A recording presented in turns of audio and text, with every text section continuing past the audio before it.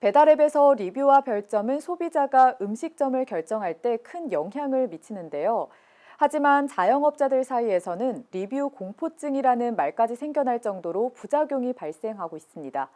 리뷰와 별점 제도의 개선이 필요해 보입니다. 이 소식 나정훈 기자가 보도합니다. 코로나19 이후 배달앱 등 온라인 플랫폼을 통한 비대면 거래가 눈에 띄게 증가하면서 별점이나 리뷰와 같은 소비자 후기가 잠재 이용자에게 상당한 영향을 미치는 수단이 됐습니다. 별점 제도는 이용자들의 평가를 수치화했기 때문에 누적된 평점을 한눈에 참고할 수 있는 편의성을 지닙니다. 하지만 일부 이용자들이 플랫폼 이용 사업자에게 악의적인 리뷰나 별점을 부여하면서 서비스나 환불, 물질적 대가 등을 무리하게 요구하는 사례가 빈번히 발생하고 있습니다. 4,000원짜리 음식이 마음에 안 들었다.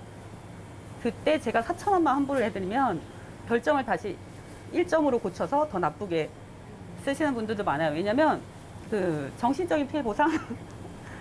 네, 그래서 음식값의 몇 배를 요구하시는 분도 되게 많아요. 장사를 하루 이틀 한 게 아닌 노련한 자영업자들도 손님의 무리한 요구에 당황하는 사례가 적지 않습니다. 점주들은 손님들이 남기는 리뷰가 매출에 큰 영향을 미치는 탓에 손님들이 무리한 요구를 하더라도 거절하기가 어려운 상황입니다.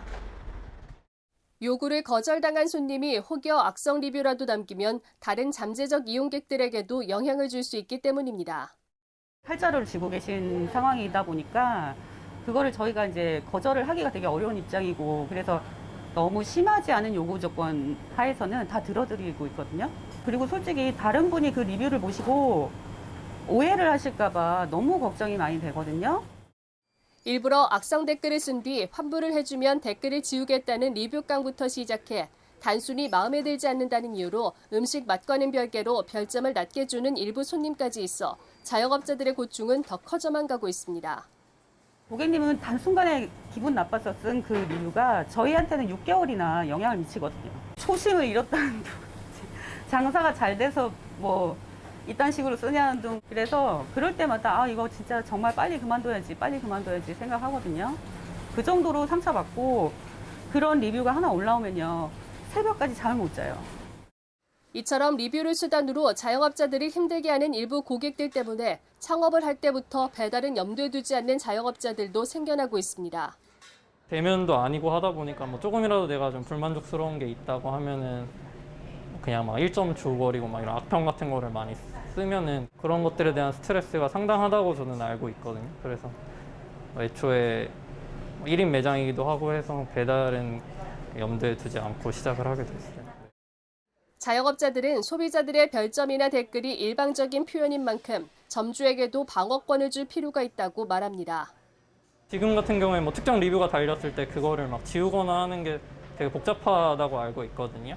소비자뿐만 아니라 판매자도 어떤 식으로 좀 항변을 할 수 있는 시스템들이 좀 더 갖춰지면은 더 좋지 않을까 생각은 합니다. 네.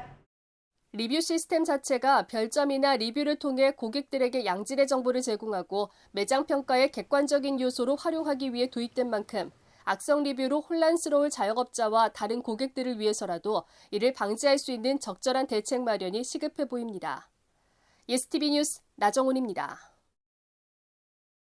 네, 앞서 나정훈 기자 리포트에서 보신 것처럼 최근 식당 사장님들은 악성 댓글과 전쟁하는 전쟁을 치르고 있는데요. 저희 소상공인 방송의 사장님을 위한 솔루션위원회 프로그램에서는 사장님을 울리는 별점 테러를 주제로 악성 리뷰의 심각성을 살펴보고 또 대처 방안에 대해 솔루션을 제공해드릴 예정입니다.